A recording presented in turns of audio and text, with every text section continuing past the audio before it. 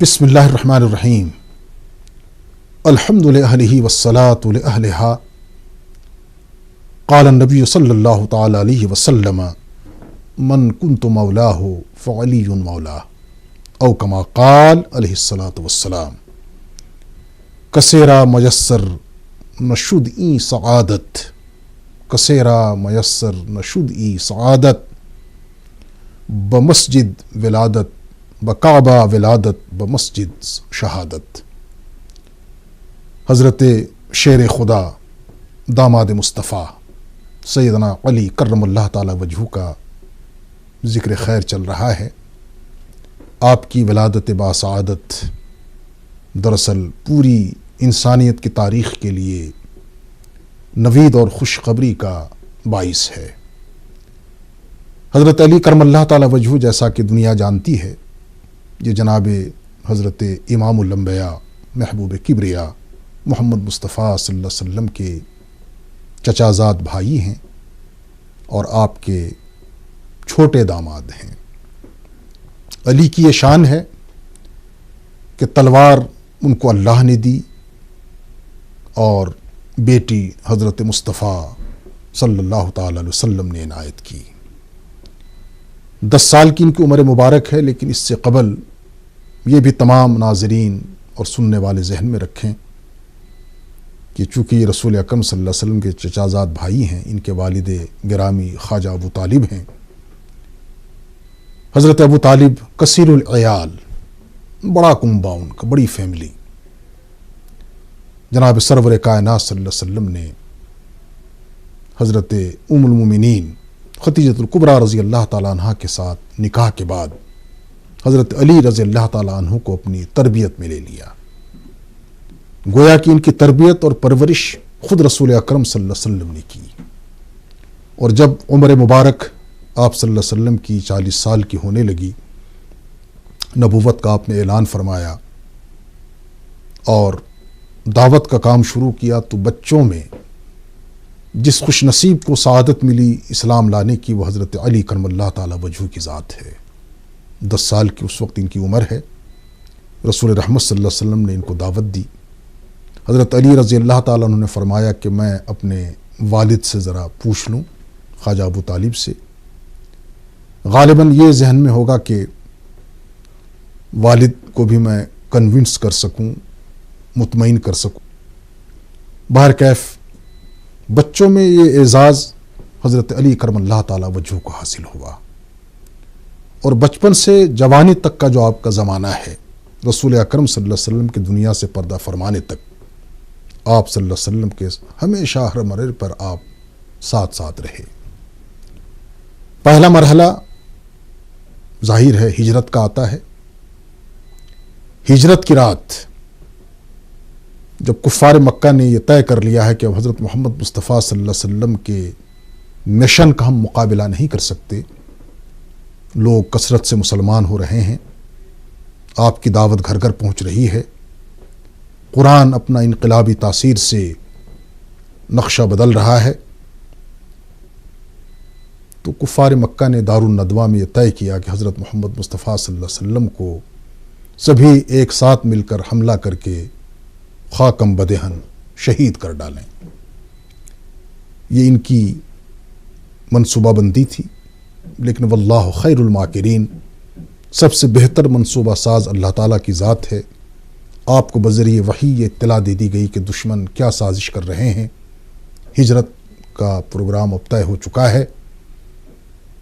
جس رات آپ کو ہجرت کرنی ہے، آپ نے حضرت علی کو طلب کیا، اور اس بستر پر جو آپ جہاں آرام فرماتے تھے، سوتے تھے رات کو، علی کو پابند کیا کہ تم میرے بستر پر آرام کرو، اور اسی کے ساتھ یہ بھی ہدایت دی کہ مکے کے لوگوں کے جو امانتیں میرے پاس ہیں وہ سب ان تک پوری دیانتداری کے ساتھ بعد میں پہنچا دو۔ یہاں یہ نقطہ بھی تمام دنیا کے لوگ ذہن میں رکھیں کہ پورے مکے کے لوگ آپ کے مخالف ہیں، آپ کے مشن کے مخالف ہیں، مکے کی فضا مخالف ہے، مکے کی زمین، مکے کا آسمان مخالف ہے، لیکن اس کے باوجود دشمنوں کو آپ پر اس قدر اعتماد ہے، آپ ان کی نظر میں امین ہیں، صادق ہیں، اپنی امانتیں اس حال میں بھی رسول اکرم صلی اللہ علیہ وسلم کی خدمت میں رکھواتے ہیں۔ اچھا، ادھر دنیا کے سب سے بڑے امین کو ہجرت کرنی ہے، آپ نے یہ سوچا کہ کل اہل مکہ کو بہانہ نہ ملے، وہ طعنہ نہ دیں کہ حضرت محمد صلی اللہ علیہ وسلم نے وطن چھوڑا، ہجرت کی، تو ہمارے سب مال اور سمپتی لے کر غائب ہو گئے، فرار ہو گئے، نعوذ باللہ۔ دنیا کے سب سے بڑے امین اور صادق نے اس پہلو کو مد نظر رکھا، حضرت علی کرم اللہ تعالی وجہ کو پابند کیا کہ آپ یہ امانتیں جن کی جو کچھ ہے ان کو آپ امانت داروں تک واپس پہنچائیں گے۔ حضرت علی کرم اللہ تعالی وجہ نے اس خونین بستر پر رات گزاری بڑے سکون اور اطمینان کے ساتھ، یہاں تک روایتوں میں آتا ہے کہ جب صبح آپ سے کسی نے پوچھا یا بعد میں آپ سے پوچھا گیا کہ اس بستر مرگ پر سونا، جب آپ کو معلوم ہے کہ دشمنوں نے بالکل ناکہ بندی کر رکھی ہے، محاصرہ کر رکھا ہے اور کسی بھی وقت وہ ٹوٹ سکتے ہیں، حملہ کر سکتے ہیں، آپ کو نیند آئی؟ حضرت علی کرم اللہ تعالی وجہ نے کیا خوبصورت جواب دیا، فرمایا کہ مجھے ہمیشہ بہت کم نیند آتی رہی، ہر رات میں بہت کم سونے کا عادی رہا، لیکن اس رات مجھے اتنی گہری نیند آئی، اس قدر سکون کی نیند آئی جس کو ہم اپنی زبان میں کہہ سکتے ہیں کہ گھوڑا بیچ کر سونا۔ بڑے آرام سے حضرت علی کرم اللہ تعالی وجہ نے اس بستر مرگ پر رات گزاری، اور پھر صبح جب دشمنوں سے سامنا ہوا، آپ سے پوچھا گیا کہ حضرت محمد کہاں ہیں، آپ نے بالکل واضح جواب دیا کہ میں نہیں بتا سکتا، چونکہ آپ کے علم میں بھی نہیں تھا کہ آپ کہاں ہیں، اللہ جانتے ہیں، اللہ کے رسول جانتے ہیں، یا آپ کے ساتھ اس حضرت ابوبکر صدیق رضی اللہ تعالیٰ عنہ ہیں، انہیں معلوم ہے کہ آپ کہاں ہیں۔ بہرکیف حضرت علی کرم اللہ تعالیٰ وجہ کی ایک بے مثال قربانی، ایک ایسا امتیاز جس میں ان کا کوئی شریک اور ساجی نہیں ہے۔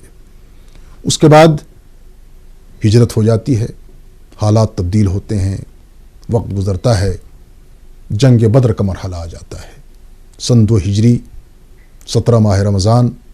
اس جنگ بدر میں حضرت علی کرم اللہ تعالی وجہ، جن کو اللہ کے رسول صلی اللہ علیہ وسلم نے اسد اللہ کا خطاب دیا، اللہ کا شیر، ان کے جو کارنامے ہیں وہ بے مثال ہیں۔ جنگ بدر کے شرکا، جنگ بدر کے مجاہدین، ان کے بارے اللہ تعالی نے قرآن مجید اتارا کہ تم لوگ جو چاہے کرو، جو بدر کے مجاہدین ہو، بدر کے غازی ہو، اس لیے کہ تمہارے چھوٹے موٹے تمام گناہ اللہ نے معاف کر دیے ہیں اور تمہارے گناہوں کو نیکیوں سے بدل دیا ہے۔ یہ قرآن کا اعلان۔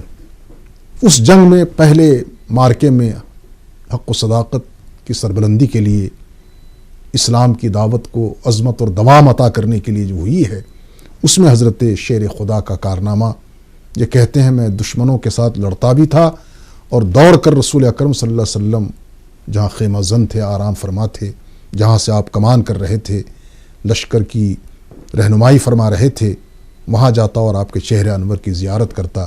کئی بار میں نے جنگ کے دوران آپ کی زیارت کی تو آپ یا حی یا قیوم کا وظیفہ پڑھ رہے تھے، اور پھر لوٹ کے آ کے میں دشمن کا پانسا پلٹتا تھا، دشمن کو قتل کرتا تھا۔ جنگ بدر میں آپ کے کارنامے تاریخ کا ایک امتیازی عنوان۔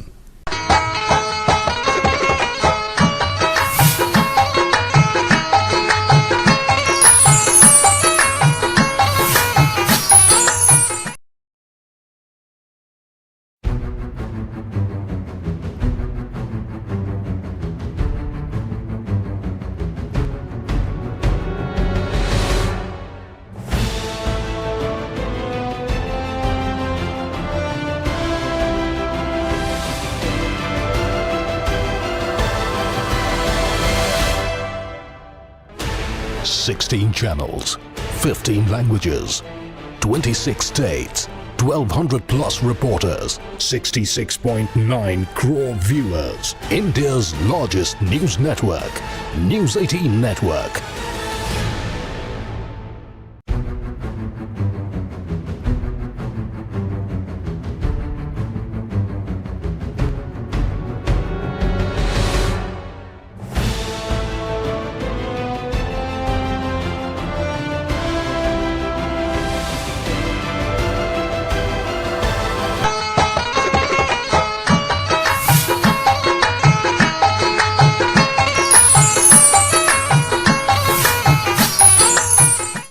کے بعد پھر مزید مرحلہ آتا ہے فتح خیبر کا۔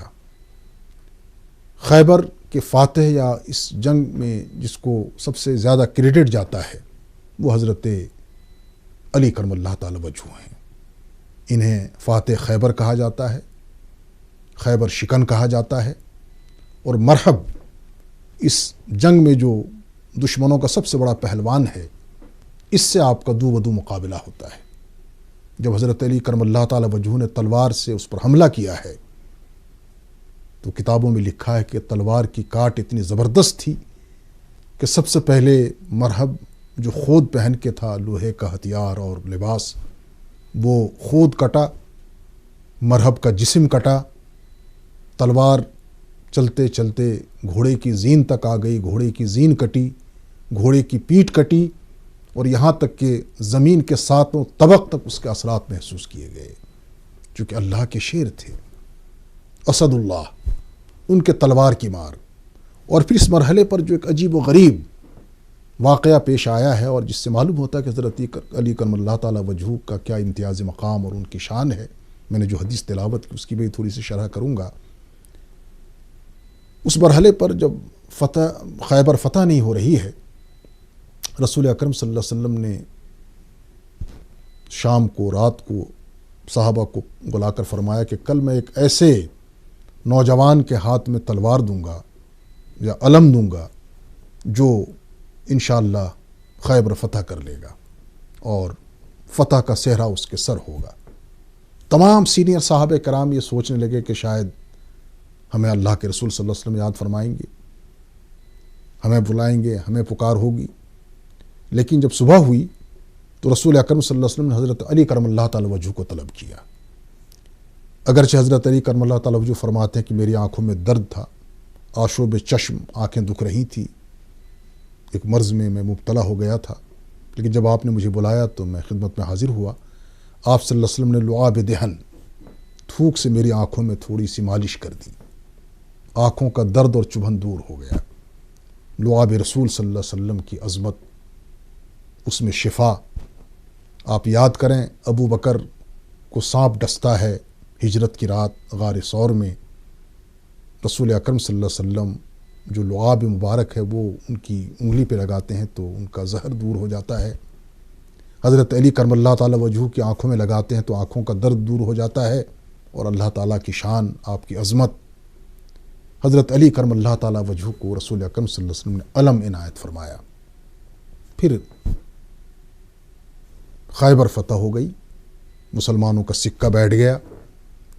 اس کے بعد پھر جب ہم تاریخ کا مزید مطالعہ کرتے ہیں، احادیث کی گہرائی میں جاتے ہیں، تو جو تعلق اور جو نسبت رسول اکرم صلی اللہ علیہ وسلم کی ذات کے ساتھ حضرت علی کرم اللہ تعالی وجہ کو ہے، اس کی دو تین مثالیں میں دینا چاہوں گا۔ ایک تو یہ ہے کہ رسول اکرم صلی اللہ علیہ وسلم نے ایک خاص مرحلے پر آپ کو مدینے کا والی اور مدینے کا سرپرست بنایا، اور ایک موقع پہ فرمایا، صحیح بخاری کی روایت ہے کہ تمہاری اور میری مثال اسی طرح ہے جیسے حضرت موسیٰ اور حضرت ہارون علیہ السلام ہیں، یعنی دونوں بھائی ہیں، لیکن لا نبی بعدی، میرے بعد چونکہ کوئی نبی نہیں ہے، لیکن تمہاری وہی عظمت ہے، وہی مقام ہے۔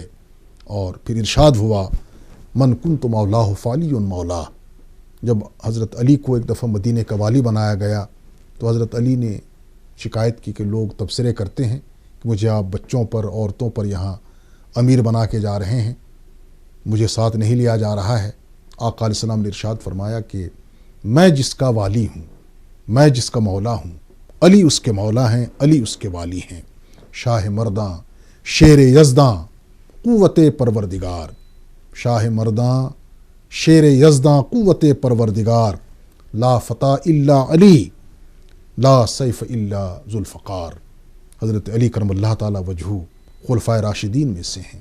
رسول اکرم صلی اللہ علیہ وسلم کی سب سے چھوٹی صاحبزادی، خاتون جنت، جگر گوش رسول فاطمۃ الزہرا رضی اللہ تعالی عنہا کے شوہر نامدار ہیں، اور آپ کی عظمت خود آقا علیہ السلام نے ارشاد فرمایا کہ علی کا وہ مقام ہے جو ان کے چہرے کی زیارت بھی کرتا ہے تو اس کو اجر و ثواب ملتا ہے، اور ان کے چہرے کو دیکھنا بھی عبادت ہے۔ چنانچہ روایتوں میں آتا ہے کہ ایک دفعہ مجلس لگی ہے اور تمام صحابہ کبار تشریف فرما ہیں.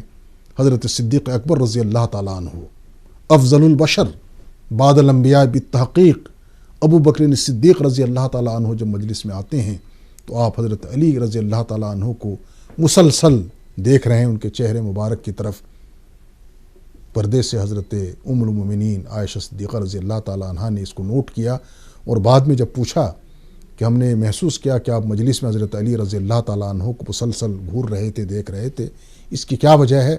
حضرت صدیق اکبر رضی اللہ تعالیٰ عنہ نے انکشاف کیا کہ تم نے ابا حضور سے اپنے نہیں سنا، تم نے اپنے شوہر نامدار سے یہ بات نہیں سنی کہ حضرت علی کرم اللہ تعالیٰ وجہ کے چہرے انور کو دیکھنا بھی عبادت میں شامل ہے. حضرت علی کرم اللہ تعالیٰ وجہ کے بارے آقا علیہ السلام کا ارشاد ہے، فرمایا انا مدینۃ العلم وعلی بابھا، میں علم کا شہر ہوں اور علی اس کے دروازے ہیں. یعنی علوم الہیہ، علوم قرآنیہ، علوم اسلامیہ، اس کی گہرائی تک اگر کوئی جانا چاہے تو حضرت علی کرم اللہ تعالیٰ وجہ کو نظر انداز کر کے وہاں تک اس کی رسائی اور پہنچ ممکن نہیں ہے. حضرت شیر خدا علی کرم اللہ تعالیٰ وجہ کی زندگی اور اس سے جڑے جو کارنامے ہیں وہ بے شمار ہیں. دنیا جانتی ہے کہ رسول اکرم صلی اللہ علیہ وسلم کے دو داماد حضرت عثمان ذی النورین رضی اللہ تعالیٰ عنہ اور حضرت علی کرم اللہ تعالیٰ وجہ میں جو بنیادی فرق ہے وہ ایک یہ ہے کہ حضرت عثمان غنی وہ غنی ہیں اور بہت بڑے مالدار ہیں، اپنے وقت کے کروڑ پتی ہیں، اور حضرت علی کرم اللہ تعالیٰ وجہ محنت کش ہیں، غریب ہیں، گھر میں ایک دھیلا بھی نہیں ہے، روز محنت کرنا، مشقت کرنا اور گھر کا چولہا چلانا. اب ایک دفعہ حضرت علی کرم اللہ تعالیٰ وجہ کے ذہن میں آیا کہ کاش میرے پاس بھی دولت ہوتی، پیسوں کی ریل پل ہوتی تو میں بھی اور خیر کے بھی کام کرتا، آرام اور سہولت بھی ہوتی. یہ رپورٹ آقا علیہ السلام کو مل گئی. آپ صلی اللہ علیہ وسلم نے اپنے دونوں داماد، اپنے دونوں اولاد نسبتی کو طلب کیا اور دونوں کو ساتھ لے کر مدینے کے نواح میں ایک پہاڑی کے قریب پہنچے. احد پہاڑ ہو یا کوئی اور پہاڑی. جب قریب پہنچے پہاڑ کے تو آقا علیہ السلام نے حکم دیا کہ عثمان غنی رضی اللہ تعالیٰ عنہ کہ آپ اس پہاڑ کی بلندی پہ چڑھیے. حضرت عثمان غنی پہاڑ کی بلندی پہ چڑھے. آپ صلی اللہ علیہ وسلم نے فرمایا کہ وہاں سے اب آپ جواب دیں کہ دن بھر آپ نے کتنا کمایا ہے، کتنا خرچ کیا ہے، کتنی آمدنی ہے، کتنے اخراجات ہیں، دن بھر کا حساب. حضرت عثمان غنی رضی اللہ تعالیٰ عنہ چونکہ بڑے سرمایہ دار تھے، وہ حساب دیتے دیتے تھک گئے کہ میرا کاروبار کہاں ہے، بزنس کہاں ہے، کہاں سے کتنا آ رہا ہے، کتنا خرچ ہے، کتنا جا رہا ہے. پسینے میں شرابور ہو گئے اور جب پوری طرح سے وہ حساب دیتے دیتے تھک گئے، رسول اکرم صلی اللہ علیہ وسلم فرمایا کہ نیچے آ جاؤ. حضرت عثمان غنی نیچے آ گئے. حضرت علی صاحب نے فرمایا کہ آپ پہاڑ پہ چڑھیں اور آپ اپنی کارکردگی، اپنے آمد و خرچ کا حساب آپ دیں. حضرت علی محنت کش تھی، ہوا کی طرح پہاڑ کی بلندی پر چڑھ گئے اور 1 منٹ کے اندر فرما دے کہ میرا آج یہ انکم ہے اور یہ خرچ ہے. نیچے آ گئے. آقا علیہ السلام نے پھر ارشاد فرمایا کہ دولت اللہ کی آزمائش ہوتی ہے. کل میدان محشر میں کسی انسان کا قدم اپنی جگہ سے ہل نہیں سکے گا جب تک وہ دولت کی ایک ایک پائی کا حساب نہ دے دے. مالدار حساب دیتے رہیں گے اور غریب 500 سال قبل، ایک روایت کے مطابق 5000 سال قبل جنت میں چلے جا چکے ہوں گے.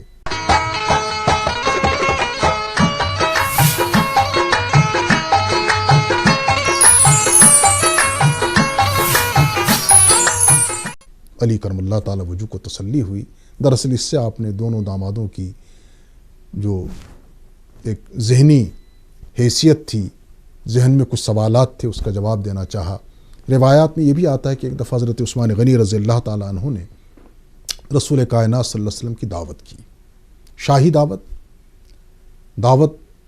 حضرت عثمان غنی رضی اللہ تعالیٰ عنہ کی تمام بزرگ صحابہ کبار شامل دعوت ہیں اور شاہی دعوت ہے. اور جب رسول اکرم صلی اللہ علیہ وسلم دعوت نوش کرنے کے لیے حضرت عثمان غنی رضی اللہ تعالیٰ عنہ کے گھر جا رہے ہیں تو حضرت عثمان غنی رسول اکرم صلی اللہ علیہ وسلم کے مبارک قدموں کو شمار کر رہے ہیں، گن رہے ہیں. آقا علیہ السلام نے پوچھا کہ عثمان یہ کیا کر رہے ہو؟ عثمان نے عرض کی یا رسول اللہ صلی اللہ علیہ وسلم، میں آپ کے ایک ایک قدم پر ایک غلام آزاد کرنے کا ارادہ رکھتا ہوں اور آپ کے قدموں کو شمار کر رہا ہوں۔ یہ دعوت اور اس طرح اثار و قربانی اور یہ جذبہ سخاوت کو دیکھ کر حضرت علی کرم اللہ تعالی وجہہ بہت متاثر ہوئے۔ واپس گھر آئے، خاتون جنت نے پوچھا کیسی دعوت تھی؟ حضرت علی نے پوری رپورٹ پیش کی اور بڑے تعصب سے فرمایا کہ کاش ہمارے پاس بھی دولت ہوتی، ہم بھی رسول اکرم صلی اللہ علیہ وسلم کی اس طرح دعوت کر سکتے۔ جب فاطمہ نے سوال کیا تو حضرت علی نے وضاحت کی کہ ایک ایک قدم پر رسول اکرم صلی اللہ علیہ وسلم کے حضرت عثمان نے ایک ایک غلام آزاد کیا ہے، تو اس لیے میں اداس ہوں، ہمارے پاس بھی دولت ہوتی، ہم بھی رسول اکرم صلی اللہ علیہ وسلم کی اس طرح دعوت کر پاتے۔ خاتون جنت نے یہ سنا تو مصلی بچھا کر اللہ سے لو لگا لیا۔ وہاں سے مدد کی یقین دہانی کرائی گئی۔ فاطمہ نے مصلی سمیٹ لیا اور حضرت علی سے فرمایا کہ آپ بھی آقا علیہ السلام کی دعوت کریں اور میں گھر میں انتظام کرتی ہوں۔ علی نے کہا گھر میں کچھ ہے نہیں، کہاں سے انتظام ہو؟ کہا کہ یہ میرا کام ہے۔ آپ نے کھانے کے لیے برتن چڑھا دیے اور حضرت فاطمہ الزہرا رضی اللہ تعالیٰ عنہ کی دعا، ان کی کرامت، جو دیگ چڑھائے گئے چولہوں پر اس میں جنت کے کھانے آ چکے تھے۔ رسول اکرم صلی اللہ علیہ وسلم بر وقت تشریف لائے تو جنت کے انواع و اقسام کی نعمتیں اس میں ہیں، اور ان نعمتوں کے ساتھ ساتھ اب فاطمہ کو فکر ہے کہ غلام ہم کہاں سے آزاد کر سکتے ہیں۔ فوراً بشارت ملی کہ رسول اکرم صلی اللہ علیہ وسلم کے کاشان اقدس سے حضرت علی کے گھر تک آقا علیہ السلام کے ایک ایک قدم پر آپ کی امت کے 1,000 گنہگاروں کی بخشش اور نجات ہو جائے گی۔